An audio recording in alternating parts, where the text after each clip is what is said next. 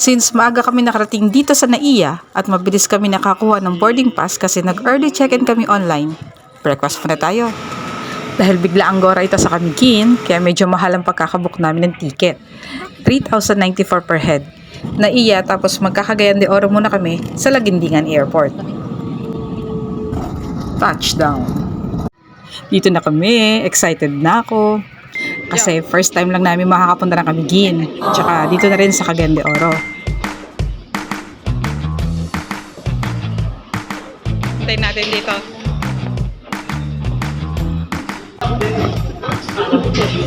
Yeah!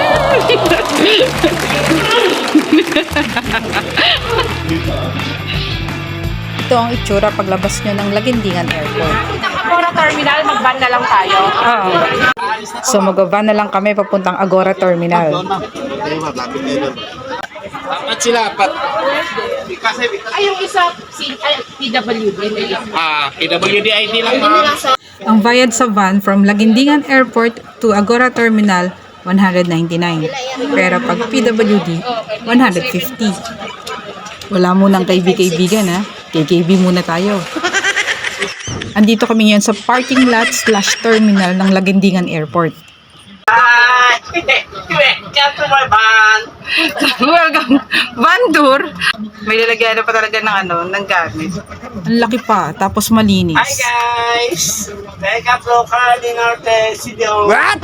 Norte City. Norte. Mga gano'ng oras kaya tayo makakatalig doon.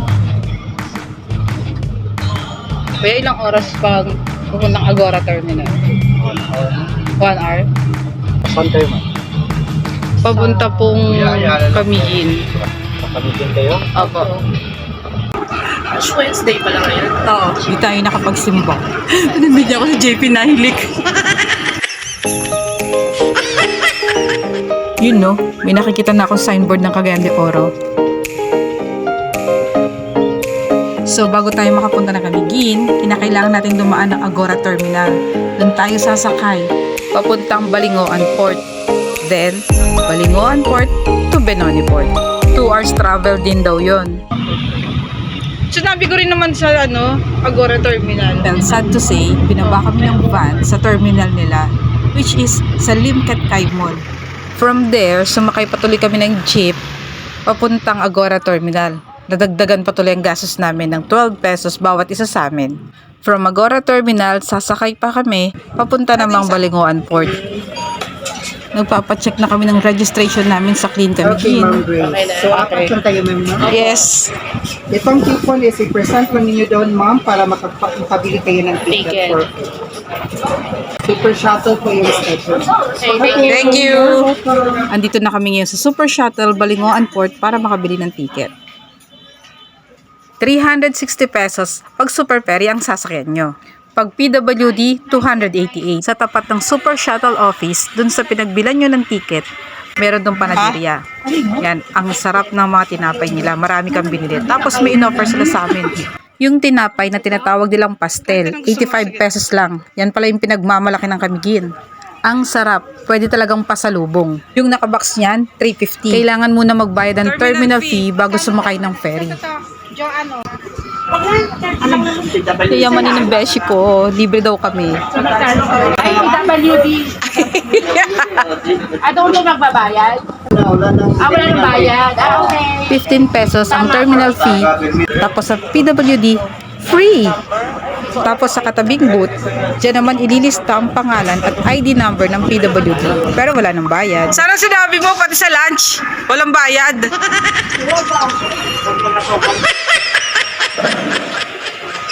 Oops, bawal daw mag-video, sabi ni Kuyang Guard nung papasok na kami dito. Doon lang yun, sa may tapat niya, wag mag-video, pero dito pwede na.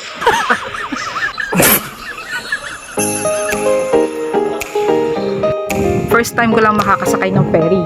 Dati kasi, napapanood ko lang yan sa TV. Doon sa mga bali-balita ba? Nga pala, bago kami makarating dito sa Balingoan Port, sumakay muna kami ng van. 200 ang bayad. Sige.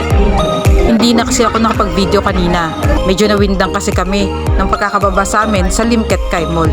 Sabi kasi ni Kuya, doon niya kami bababa sa mismong Agora Terminal. Sumakay patuloy kami ng jeep. Sa wakas, nakapili din ng pwestong maupuan. Napakaganda ng view. Yan ang makikita nyo pag papunta kayo ng Balingoan Port. In 2 hours, nasa Camiguin na ako.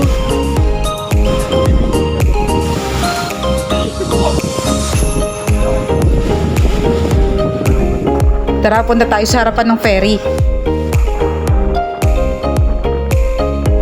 Feeling ko kakainin ako ng mga makina. Nakakatakot.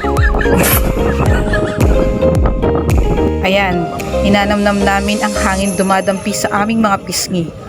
Teka, parang lugi yata sila sa akin ah. Sa laki ng pisngi ko, mas maraming hangin nadampi sa akin. Dito na kami ngayon sa Pavas Cottages. 1,500 para sa aming apat na for overnight stay. Paglabas ng tinutuluyan namin, tawid kalsada lang, ito ang view makikita nyo. Ang ganda, diba? Syempre, hindi namin palalagpasin. Posing.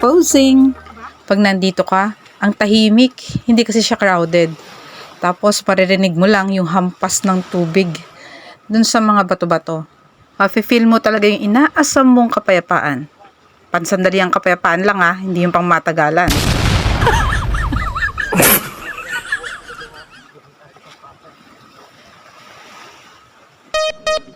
O diba, kami lang ang bumasok sa katahimikan.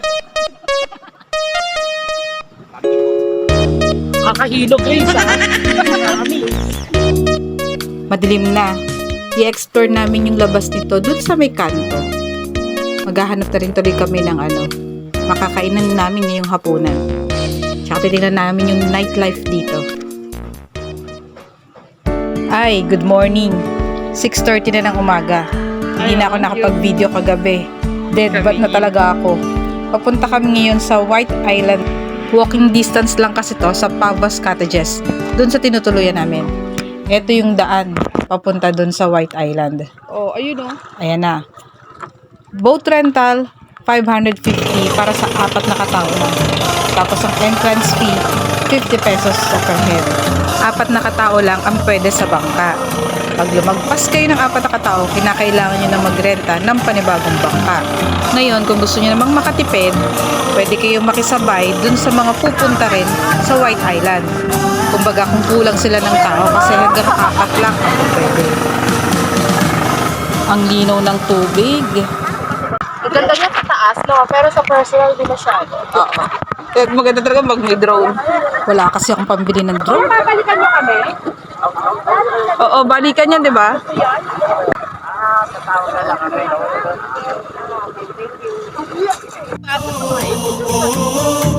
Suko na, uwi na.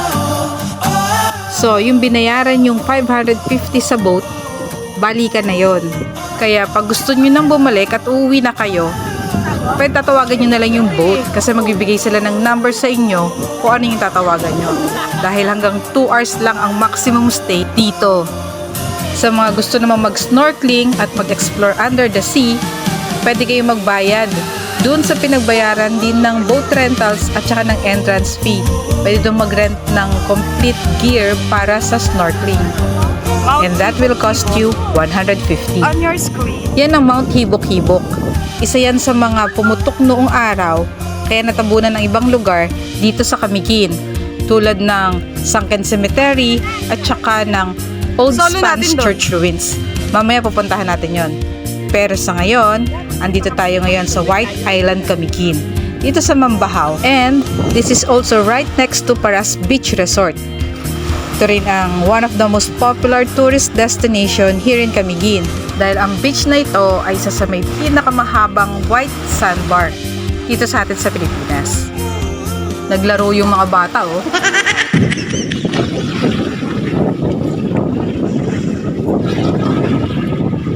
Si Urge. Oh, ikaw una. Para pag may lason, ikaw una. Ikaw una! Talaga naman, lasog talaga. Ang lasa? Di ba nang inusok yan? Para siyang gatas na ano. Ang lasa?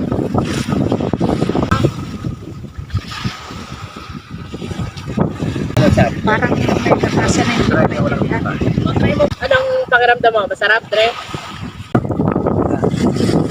Ay kuya, gusto ko may suka muna. Ito. Dre, parang siyang creamy-creamy na... Teka, yung buho ko nalalasa. Sa dulo, creamy siya. Oo. Pero hindi ko ma-explain ano yung lasa.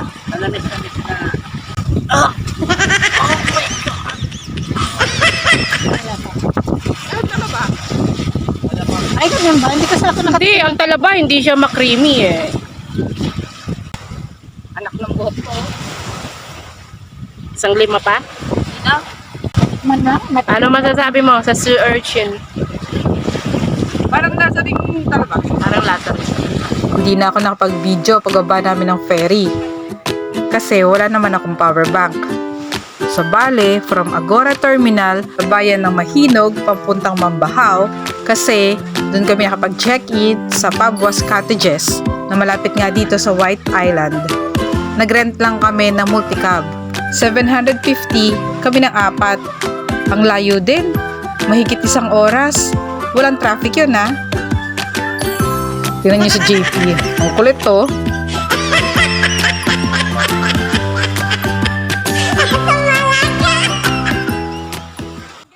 Tapos yung transpong ginamit namin kahapon, yung inarkila namin from the port hanggang dito, kinausap na rin namin siya para gamitin namin mamaya.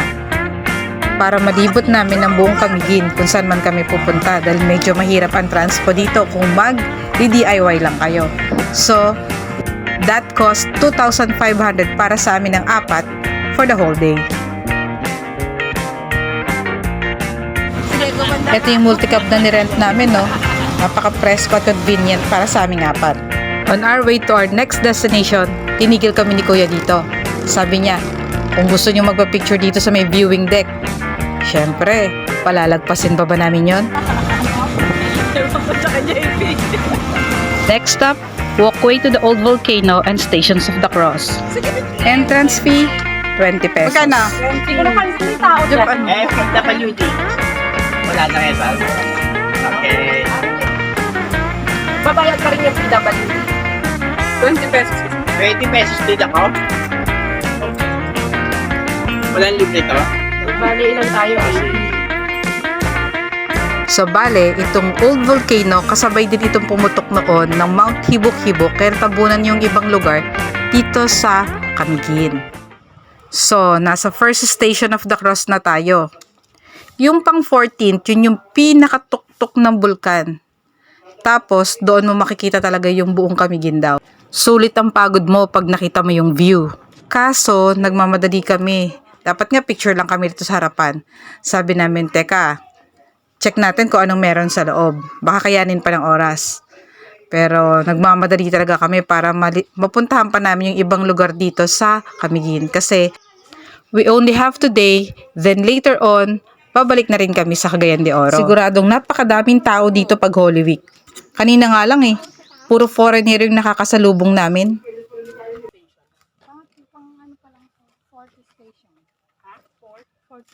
Be so hot. Ano ba alay nyo? Brian, Brian, from where? Camiguin, No. No, About the country you came from? everywhere. Everywhere. Oh, that's huge. Okay, thank you. Many countries. Nice meeting you. Nice meeting you. Sabi nila, 30 minutes daw bago mo marating hanggang dun sa tuktok. Bale, yun yung 14th Station of the Cross. Ito nga palang walkway to the old volcano and Station of the Cross ay matatagpuan sa Barangay Bonbon, Catarman.